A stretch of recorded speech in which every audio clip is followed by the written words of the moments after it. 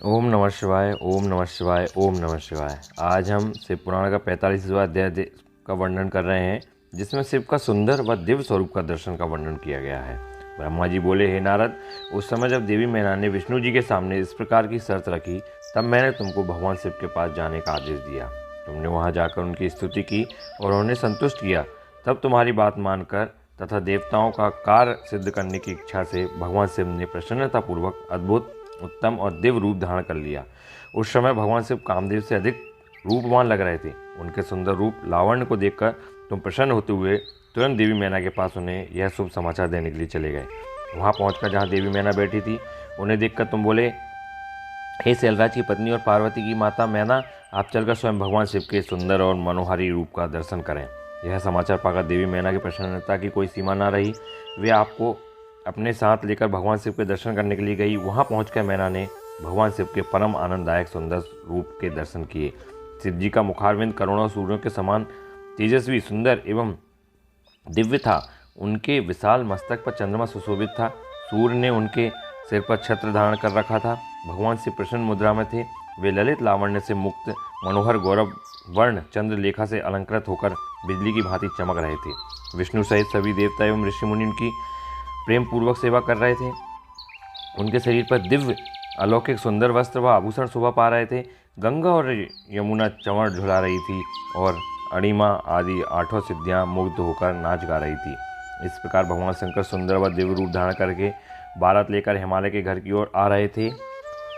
उनके साथ साथ मैं, विष्णु तथा देवराज इंद्र भी विभूषित होकर चल रहे थे। उनके पीछे पीछे सुंदर एवं अनेकों रूप वाले गण, सिद्ध, मुनि व समस्त देवता जय जयकार करते हुए चल रहे थे। समस्त देवता इस विवाह को देखने के लिए बड़े ही उत्कंठित थे और अपने परिवार के साथ शिव जी के विवाह में सम्मिलित होने के लिए आए थे। विश्व वसु आदि गंधर्व व सुंदर अप्सराएं भगवान शिव के यश का गान करते हुए चल रहे थे। भगवान शिव के गिरिराज हिमालय के द्वार पर पधारते ही वहाँ महान उत्सव होने लगा।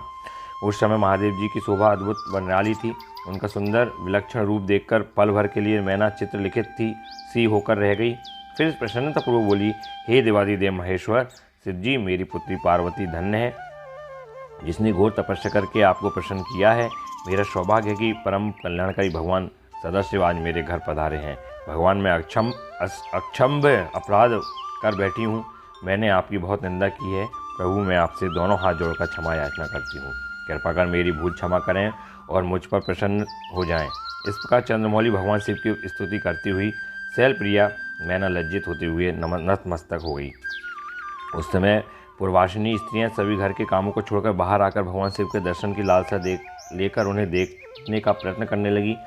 चक्की पीसने वाली ने चक्की छोड़ दी। पति की सेवा में लगी हुई पत्नी पति की सेवा छोड़कर भाग गई। कोई तो दूध पीते हुए बच्चे को छोड़कर भाग आई। इस प्रकार सभी अपने अपने आवश्यक कार्यों को छोड़कर भगवान शिव के दर्शन के लिए दौड़ आई थी। भगवान शिव के मनोहर रूप के दर्शन करके सब मोहित हो गई।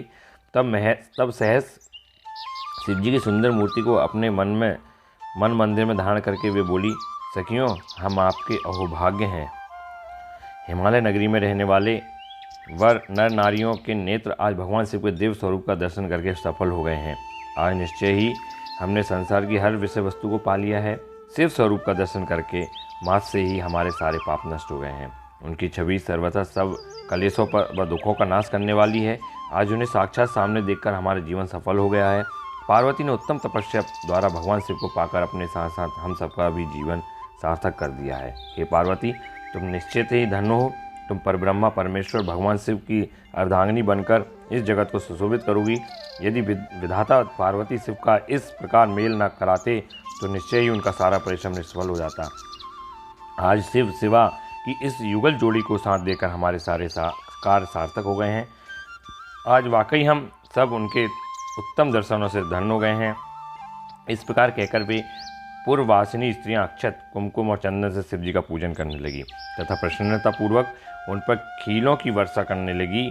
वे स्त्रियां देवी मैना के पास खड़ी होकर उनके भाग्य और कुल की सराहना करने लगी। उनके मुख से इस प्रकार शुभ व मंगलकारी बातें सुनकर सभी देवताओं को बहुत प्रसन्नता हुई। तो ये 45वां अध्याय था, जिसमें शिव का सुंदर व दिव्य दर्शन देते हैं देवी मैना को। फिर देवी मैना विश्वास करती है भगवान भोलेनाथ पर कि मेरी पार्वती का विवाह सही जगह हो रहा है। अब हम आगे देखेंगे 46वां अध्याय, जिसमें शिव का परीक्षण व पार्वती का सुंदर रूप देख प्रसन्न होना का वर्णन किया गया है। ऐसे ही देखते रहिए, सुनते रहिए, लाइक करिए, सब्सक्राइब करिए। ओम नमः शिवाय, ओम नमः शिवाय, ओम नमः शिवाय, ओम नमः शिवाय, ओम नमः शिवाय।